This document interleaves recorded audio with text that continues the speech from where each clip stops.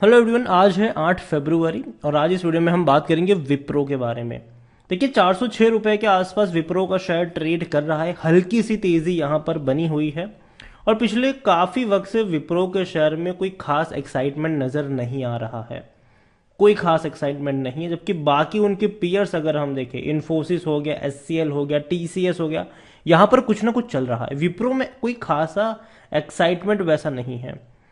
Video में हम बातचीत भी करेंगे उसको लेकर कि भैया 406 रुपए के ऊपर शेयर ट्रेड कर रहे हैं, खरीदारी के मौके बन भी रहे हैं कि नहीं, और जिस तरीके से यूएस बाजारों में स्लोडाउन चल रहा है उसको ध्यान में रखते हुए क्या ये कंपनी खरीदारी के लिए अट्रैक्टिव बनेगी कि नहीं लॉन्ग टर्म के लिए।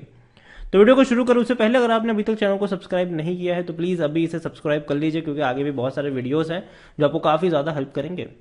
तो देखिए आज के दिन में अगर हम बात करें तो चर्चा सबसे ज्यादा जिसकी हो रही है वो भैया अदानी ग्रुप है। उसके अलावा आज जैसे ही आरबीआई ने रेपो रेट में बढ़ोतरी करी है उसको लेकर बैंक्स में चर्चा शुरू हो चुकी है। उसके अलावा देखें तो ऑटो सेक्टर में भी चर्चा चल रही है, इंफ्रा में भी चर्चा चल रही है। लेकिन आईटी में अगर आप देखो तो आईटी में कोई उतना बड़ा एक्साइटमेंट नहीं है, लेकिन फिर भी आज के दिन में आईटी ने भी मार्केट को काफी हद तक संभाले रखा है। विप्रो देखा जाए तो हल्की सी तेजी दिखाता नजर आया है और डेफिनेटली हम बात भी करेंगे। पिछले एक महीने में अगर आप विप्रो का शेयर देखोगे तो 6.5% की तेजी दिखा रहा है। धीरे धीरे करके कछुए की गति से ये आगे बढ़ रहा है। 380 से 409 रुपए तक का हाई इसने बनाया है। इवन अगर आप एक साल की बात करोगे तो पिछले एक साल में गड़बड़ है, 27% की गिरावट है। इस बीच 611 रुपए का हाई है, 375 का लो है। देखो विप्रो को लेकर कई सारे वीडियोस मेरे पहले भी आ चुके हैं। मैंने हर वीडियो में कहा है कि 400 रुपए के नीचे अगर जाता है खरीदारी के मौके बनेंगे वहां पर, लेकिन बहुत लंबा इंतजार आपको करना पड़ेगा रिकवरी के लिए, क्योंकि रिकवरी के जो आसार है वो सबसे पहले आपको नजर आएंगे यूएस मार्केट में। यूएस मार्केट में जैसे ही तेजी नजर आई, याद रखिए इंडियन बाजारों में आईटी के शेयर्स दौड़ना शुरू करेंगे, उनमें टीसीएस, इन्फोसिस, एचसीएल भागना शुरू करेंगे और सबसे आखिर में जो भागेगा वो विप्रो होगा। अगर हम बात करें तो भैया विप्रो सबसे ज्यादा गिरा भी है। इन्फोसिस अगर आप देखें तो एक साल में इन्फोसिस में 7% की ही गिरावट है। इसके अलावा इवन तेजी दिखाई थी, वापस छूटा, वापस तेजी दिखाई। इवन एचसीएल टेक भी अगर हम देखें तो एचसीएल टेक में मुश्किल से 1% की ही गिरावट है। टीसीएस की भी अगर हम बात कर ले तो टीसीएस में भी 5.5% की ही गिरावट है। लेकिन सबसे ज्यादा पिटाई अगर किसी को अगर हुई है तो वो विप्रो है। इसके अलावा एक टेक महिंद्रा भी है। तो काफी ज्यादा पिटे हुए शेयर है ये, और ये एक पैटर्न हमेशा नजर आया है कि जब भी आईटी के शेयर्स दौड़ना शुरू करते हैं, इंडियन आईटीज के शेयर दौड़ना शुरू करते हैं, तो विप्रो उस रैली में पार्टिसिपेट नहीं करता है। ये सब जब दौड़ जाते हैं उसके बाद आखिर में ये शुरू होता है भागने के लिए। तो अगेन मैं कह दूं, जब यहां पर आपको एक अच्छी खासी रफ्तार देखने को मिल जाए, जो कि अभी भी देखने को नहीं मिल रही है, हालांकि मिलेगी जरूर यहां पर भी, तब समझ लेना कि भैया विप्रो भागने के लिए तैयार हो चुका है। हालांकि एचसीएल ने काफी अच्छा कैचअप किया जरूर है, ठीक है।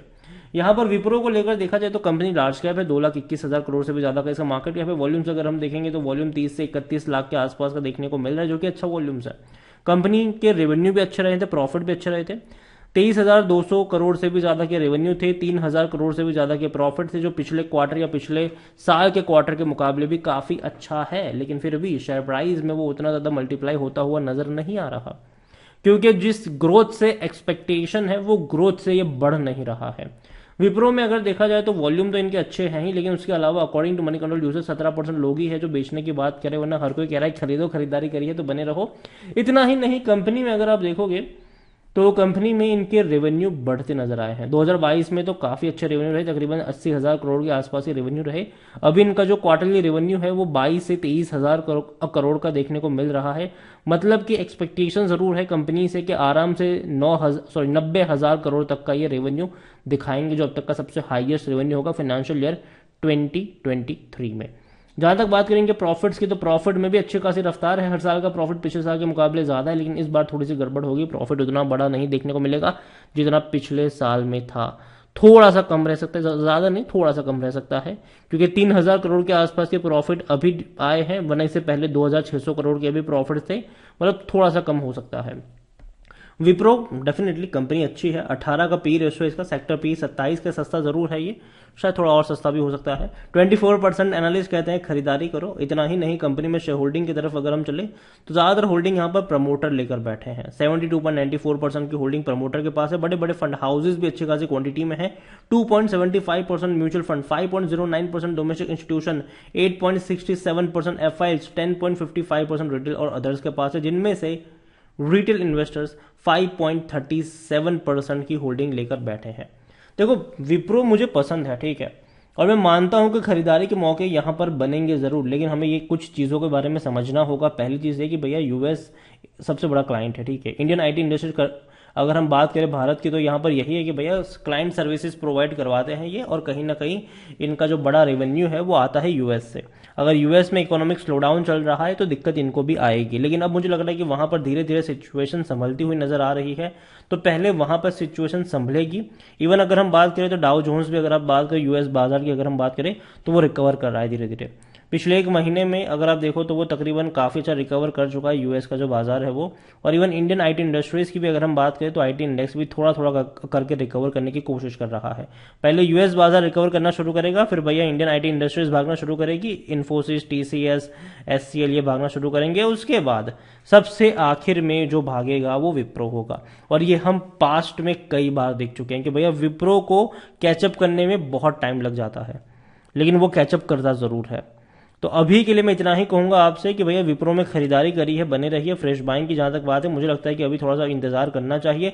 दोबारा अगर ये आपको 380 390 के रेंज में ट्रेड करता हुआ नजर आ जाता है विप्रो का शेयर, तो वहां पर खरीदारी के मौके बनेंगे। साथ में एक डिस्क्लेमर और यहां पर दे दूं कि विप्रो में खरीदारी तभी करिए जब आपका जो आउटलुक है वो कम से कम, आपका जो वेट करने का टाइम है, यहां पर बने रहने का जो टाइम है वो कम से कम 2-3 साल का हो।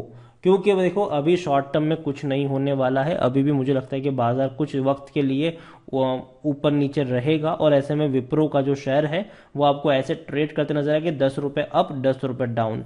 तो वैसा ये ट्रेड रह सकता है, और लंबे समय तक हो सकता है कि ये इसी रेंज के आसपास अटकता हुआ नजर भी आ जाए।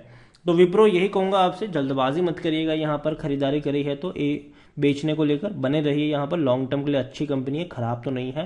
लेकिन जहां तक बात है फ्रेश बाइंग की, 400 रुपए के नीचे जाए, स्पेसिफिकली 380 से 390 का जो रेंज है वहां पर आपकी नजर होनी चाहिए खरीदारी को लेकर।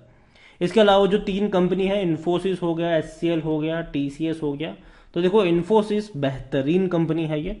डेफिनेटली मैं मानता हूं कि ये आप अपने इंडेक्स में, आप अपने पोर्टफोलियो में शामिल करना चाहो कर सकते हो। इवन अगर आप म्यूचुअल फंड या एसआईपी में भी निवेश करते हो तो सबसे बड़ा जो चंक होता है वो अलोकेशन उन्होंने इन्फोसिस में भी किया होता है। निफ्टी 50 का एक बहुत बड़ा पार्टनर अगर आप देखो हिस्सा इन्फोसिस है निफ्टी 50 में, तो वो चीज़ भी आप ध्यान रखें यहाँ पर। और हाँ, हर गिरावट में खरीदारी के मौके बनेंगे।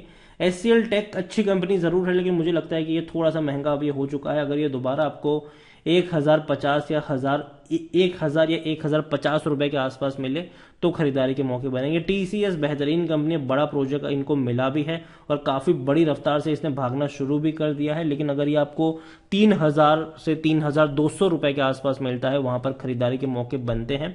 और अगर आप चाहते हैं कि मैं इनके ऊपर एक डिटेल वीडियो भी लेकर आऊं तो कमेंट में जिस किसी कंपनी के ऊपर आप वीडियो चाहते हैं उसका नाम बताइए। सबसे ज्यादा कमेंट जिसके आएगी अगला वीडियो उसी का होगा। वीडियो को यहीं पे एंड करूंगा। पसंद आया हो तो लाइक और शेयर करें। अगर पहली बार आए तो प्लीज सब्सक्राइब करें। और विप्रो के बारे में आप क्या सोचते हैं वो भी आप मुझे कमेंट में लिख के बता सकते हैं। Thank you.